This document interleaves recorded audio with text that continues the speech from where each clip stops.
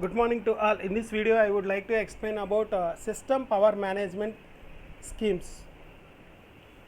Okay, so in this system power management is depends upon the totally hardware parts. So whatever the hardware parts, so that hardware parts is depend on the system power management schemes. So this system power consists of power used by the hardware units, so hardware units of the nodes. This power can be conserved significantly by applying the following schemes. So one is processor power management schemes, another is device power management scheme. So within that processor power management schemes, so it deals with the technology that try to reduce the power consumed by the processor. That means whatever the technology we are used to a particular processor, so by this power consumption, so we can consume the power. So and another one is power saving modes. So the node consume a substantial amount of power even when they are in ideal state, since they keep listening to the channel and awaiting request packets from the neighbors. So here actually the nodes in the ideal state, even though the nodes in the ideal state, so the nodes consumed some amount of power. So that power is by the channel listening kosam and then awaiting request packet from the neighbors. So the node can consume a such amount of power. So to avoid these solutions, so the node can be switch off. So switch off whenever there are no transmitting the data. Okay, but this is not suitable for the all the situations. So whenever we to transfer the data, so the node can be switch off, so it is not suitable for all the cases. So once when the node is on, so when the node is on, so when the node is on, that means the node cannot priorly intimation to transfer the data. Okay, so that it becomes difficult to calculate the time duration when the node is switched on, when the node is switched off, like this. So that one solution to this problem to calculate the node switch off time based on the quality of the service requirements. Hard quality of the service requirements make to the node stay active mode of the time. So and another one is, so we can use this type of remote activated switch. So this type of remote activated switch is listening the channel. So once the channel is senses this remote activated switch, this remote activated switch will wake up the process system.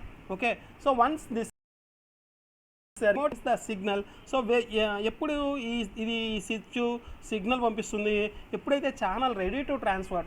So the neighbouring channel neighbouring channel is ready to transfers the data.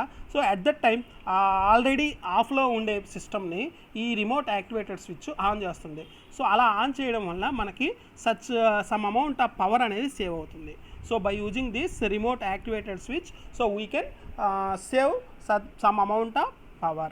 Okay, so like this, another technique is power aware multi access signaling. So here the power aware multi accessing signal is another approach for determining the time duration for the node should be turned off. So here the timing is conditions is condition 1 and condition 2. So condition 1 is the node has no packet transmission, and condition 2 is the node is transmitting or receiving packets, that is channel is busy. So this is another solution. And second one is device power management. So here there are different hardware devices will take the power in different percentages.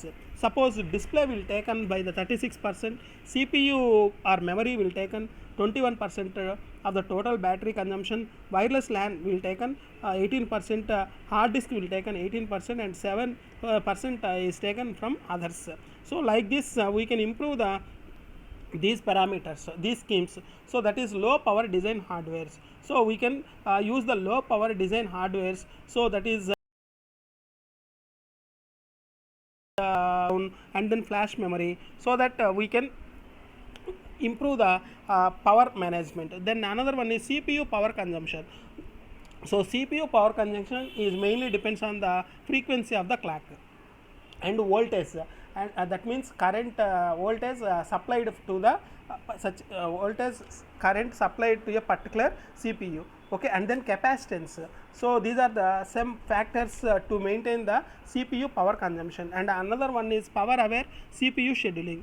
A small reduction in the value of the voltage production is the quadratic in the power consumed. So clock rate has to be also reduced. And another one is hard disk, so that is a SDD power consumption. By bring down the speed of spinning to on the disk drive, that is to slow the spin drive, okay, to slow the spin drive, so we can save the power consumption. So that is HDD power consumption. So these are the some schemes to consumption in the case of device power management schemes.